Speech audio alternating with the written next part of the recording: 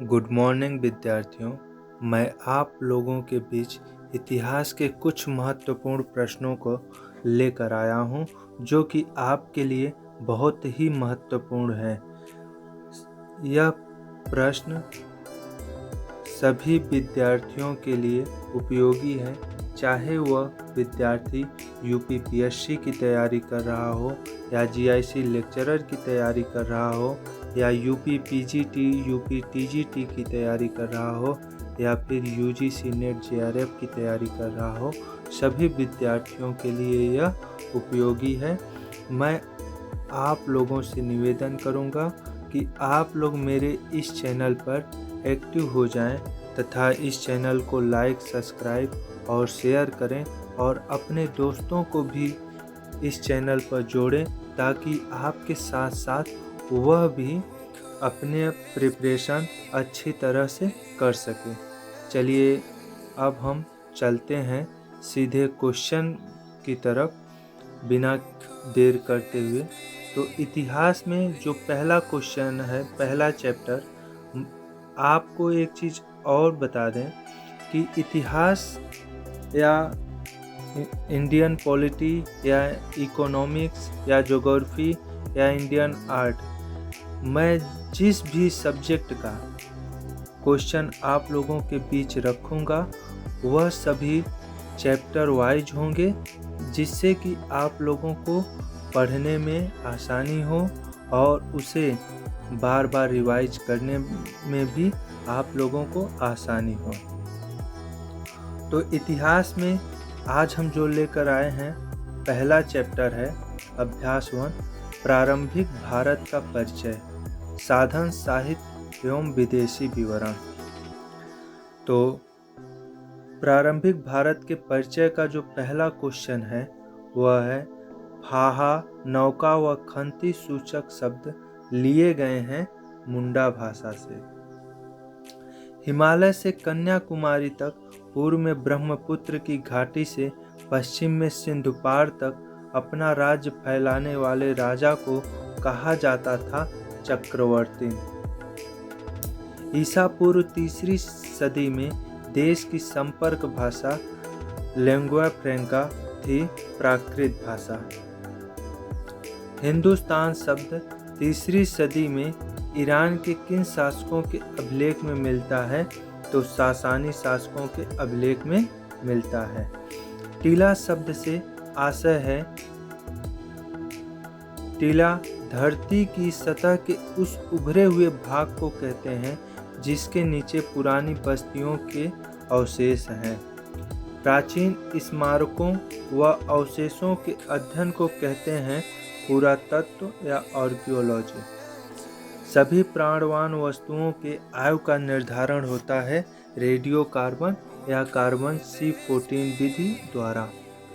सिक्कों के अध्ययन को कहते हैं मुद्रा शास्त्र या न्यूमिस्मेटिक्स। कई बार प्रश्नों में, ऑब्जेक्टिव प्रश्न जो भी प्रतियोगी परीक्षाओं में आते हैं, तो उसमें सिर्फ न्यूमिस्मेटिक्स लिखा रहता है, तो हमें उससे घबराना नहीं है। हमें पता है कि न्यूमिस्मेटिक्स का मतलब ही मुद्रा शास्त्र होता है। अभिलेखों के अध्ययन को कहते हैं पुरालेख शास्त्र या एपिग्राफी। अभिलेखों तथा दूसरे पुराने दस्तावेजों की प्राचीन तिथि के अध्ययन को कहते हैं पुरालिपि शास्त्र या पैलिग्राफी। सर्वाधिक अभिलेख संग्रहित किए गए हैं मैसूर के पुरालेख शास्त्री कार्यालय में। जितने भी अभिलेख हैं जो संग्रहित किए गए हैं, उनमें सबसे अधिक अभिलेख मैसूर के पुरालेख शास्त्री कार्यालय में संग्रहित किए गए हैं। मौर्य, मौर्योत्तर और गुप्तकाल के अधिकांश अभिलेख प्रकाशित किए गए हैं कार्पस इनस्क्रिप्शन इंडिकारम नामक ग्रंथमाला में। भारत में सबसे प्राचीन अभिलेख हैं अशोक के। सम्राट अशोक के अधिकांशतः अभिलेख किस लिपि में है? ब्राह्मी लिपि में। किस विधि से पता चलता है कि राजस्थान और कश्मीर में कृषि का प्रचलन लगभग 7000 से 6000 ईसा पूर्व में भी था? C14 या कार्बन 14 विधि द्वारा। जो लिपि बाएं से दाएं लिखी जाती थी उसे कहते थे ब्राह्मी लिपि। भारत का जो आधुनिक लिपि है वो देवनागरी लिपि है। वह लिपि भी बाएं से दाएं ही लिखी जाती है। जो लिपि दाएं से बाएं की ओर लिखी जाती थी उसे कहते थे खरोष्टी लिपि।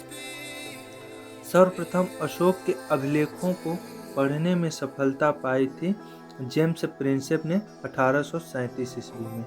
ऑस्ट्रेलोपिथेकस दक्षिणी वानर का प्रादुर्भाव हुआ था 55 लाख ईसा पूर्व में। ऑस्ट्रेलोपिथेकस के मस्तिष्क का आकार था 400 CC cubic centimetre. Homo habilis का प्रादुर्भाव हुआ था 20 लाख ईसा पूर्व।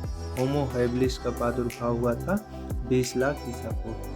होमो हैबिलिस के मस्तिष्क का आकार था 500 से 700 क्यूबिक सेंटीमीटर। होमो इरेक्टस का प्रादुर्भाव हुआ था 18 से 16 लाख ईसा पूर्व के आसपास। 2 पैरों के बल सीधे खड़े होकर लंबी दूरी तक चलने वाला मानव था होमो इरेक्टस। होमो इरेक्टस के मस्तिष्क का आकार था 850 से 1100 क्यूबिक सेंटीमीटर। होमो सेपियंस का काल निर्धारित किया जा सकता है 2,30,000 से 30,000 ईसा पूर्व। होमो सेपियंस के मस्तिष्क का आकार था 1200 से 1800 सीसी। सिक्कों पर लेख एवं तिथियां उत्कीर्ण करने की परंपरा सर्वप्रथम प्रारंभ की थी यूनानी शासकों ने। सर्वाधिक शुद्ध सोने के सिक्के प्रचलित किए कुषाण शासकों ने। सर्वाधिक सोने के सिक्के किस वंश के शासकों ने जारी किए? गुप्त वंश के शासकों ने। सर्वाधिक शीशे के सिक्के जारी किए गए सातवाहनों द्वारा। एशिया माइनर के बोगज कोई अभिलेख में किन देवताओं के नाम मिलते हैं? इंद्र, वरुण, नासत्य और मित्र के। आरंभिक अभिलेख किस भाषा में है? प्राकृत भाषा में। उदयगिरी से प्राप्त हाथी गुम्फा अभिलेख से संबंधित हैं कलिंग नरेश, खारवेल। जूनागढ़ अभिलेख का संबंध है सकछत्रप रुद्रदामन से। ऐहोल अभिलेख से किस युद्ध की जानकारी मिलती है? पुलकेशिन द्वितीय और हर्षवर्धन के बीच हुए युद्ध की। गौतमी बलश्री और गौतमी पुत्र सातकर्णी का संबंध किस अभिलेख से है? नासिक अभिलेख से। प्रयाग स्तंभलेख से संबंधित राजा थे समुद्रगुप्त तथा इस अभिलेख का उत्कीर्णकर्ता हरिसेन था। समुद्रगुप्त का जो दरबारी कवि भी था। मंदसौर अभिलेख का संबंध है मालवा नरेश यशोवर्मन। ग्वालियर अभिलेख का संबंध है प्रतिहार नरेश भोज का।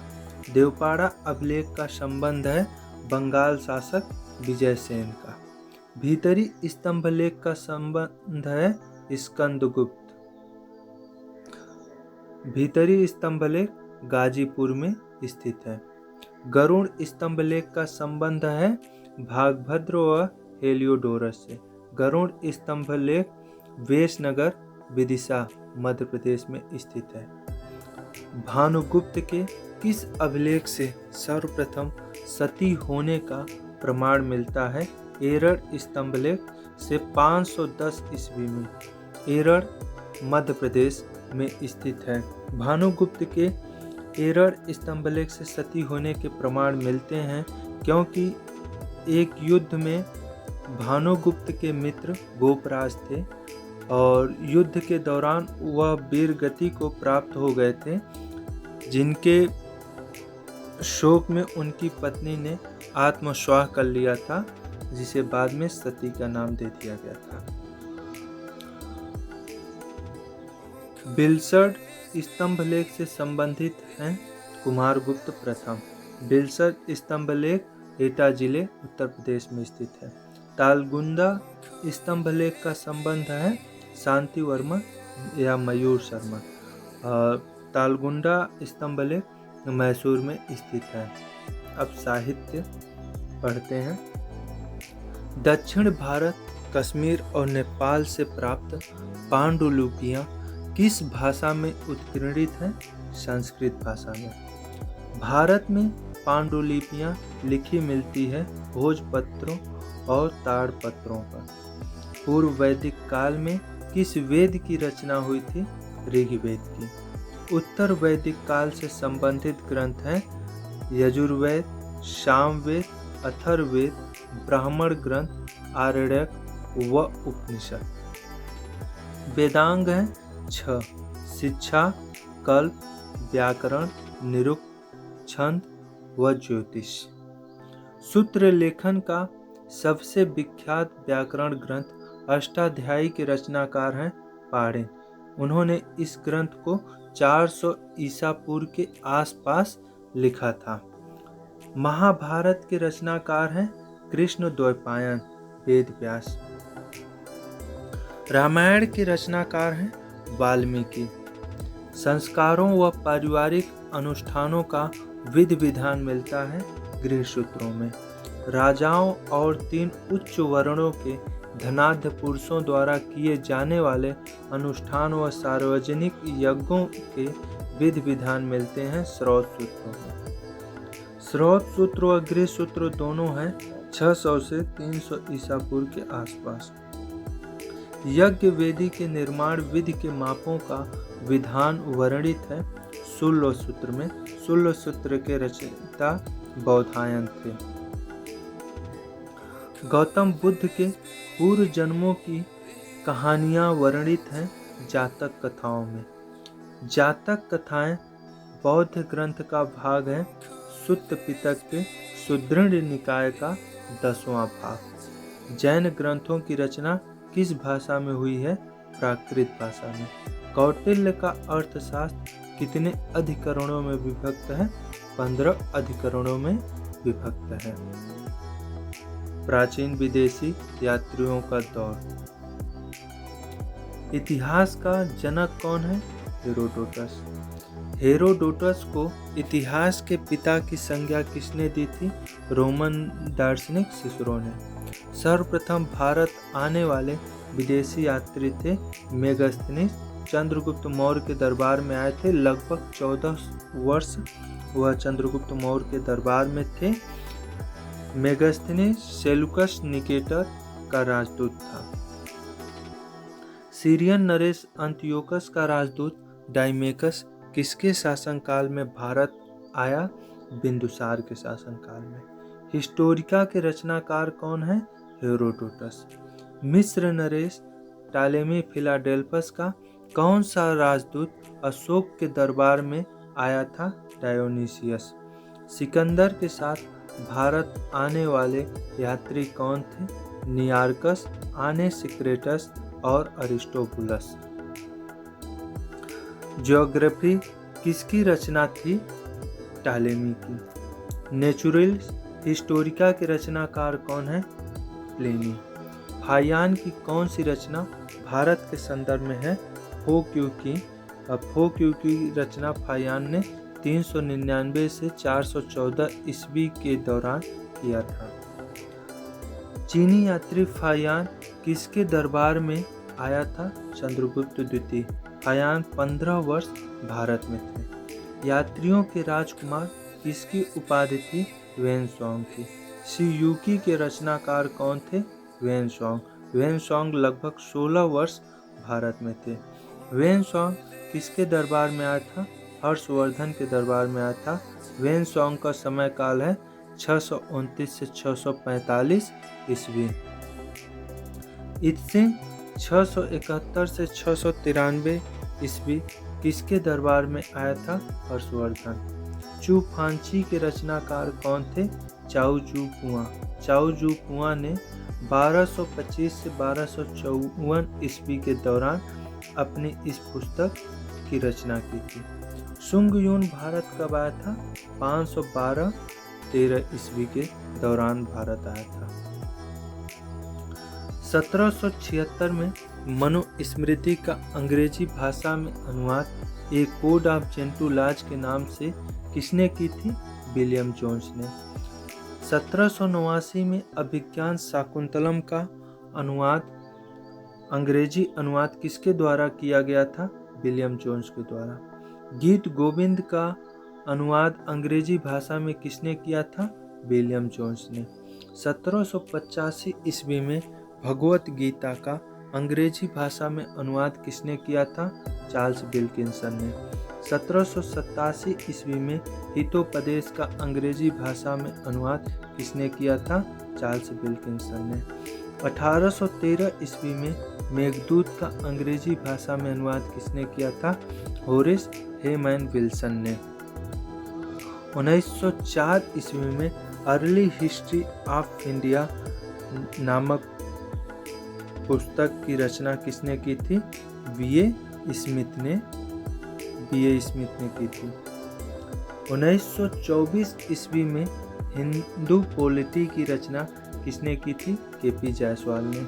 डी.डी. कौशाम्बी की कौन सी रचना ancient Indian culture and civilisation a historical outline नाम से प्रकाशित हुई? An introduction to the study of Indian history, उन्होंने इस पुस्तक को 1957 ईस्वी के आसपास लिखा था। हिस्ट्री ऑफ धर्मशास्त्र के रचनाकार कौन थे? पी.बी. कारे। कोलकाता में एशियाटिक सोसाइटी ऑफ बंगाल नामक शोध संस्था की स्थापना 1784 में विलियम जोन्स द्वारा की गई थी। मुंबई में एशियाटिक सोसाइटी की स्थापना कब हुई थी? 1804 ईस्वी में। लंदन में Asiatic society of great Britain की स्थापना कब हुई थी? 1823 ईस्वी में। इंडो एरियंस के रचनाकार हैं राजेंद्र लाल मित्र। हिस्ट्री ऑफ धर्मशास्त्र के रचनाकार हैं पांडुरंग वामन काड़े, यह मराठी संस्कृत विद्वान थे। History and culture of Indian people के महासंपादक कौन थे? RC. Majumdar. History of ancient India एवं हिस्ट्री ऑफ साउथ इंडिया के रचनाकार हैं के.ए. नीलकंठ शास्त्री।